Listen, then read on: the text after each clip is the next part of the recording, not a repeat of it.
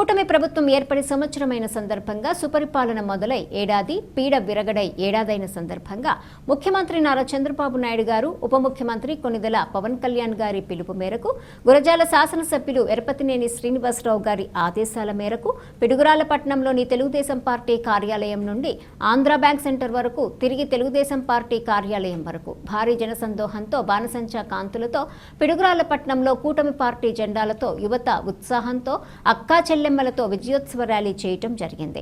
ఈ కార్యక్రమంలో పిడుగురాళ్ల మరియు పిడుగురాళ్ల మండలంలోని తెలుగుదేశం, జనసేన, బీజేపీ పార్టీల్లో రాష్ట్ర, పార్లమెంట్, నియోజకవర్గ, మండల, పట్టణ, గ్రామ, వార్డులలో వివిధ హోదాల్లో ఉన్నటువంటి నాయకులు, కార్యకర్తలు, మహిళలు, యువత పాల్గొనడం జరిగింది.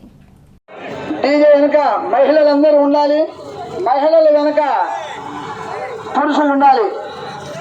ప్రతి ఒక్క నాయకుడు, ప్రతి ఒక్క కార్యకర్త శిక్షణ పాటించవలసిందిగా కోరుచున్నాను.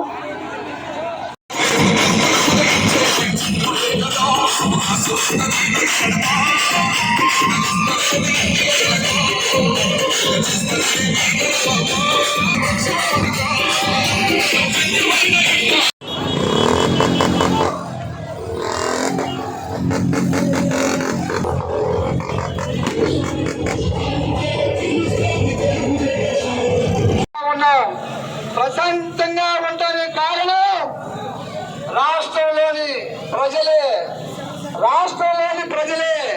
ప్రజలు ఒక్కళ్ళు, ప్రతి ఒక్కళ్ళు ఓటరు, ప్రతి ఒక్కరు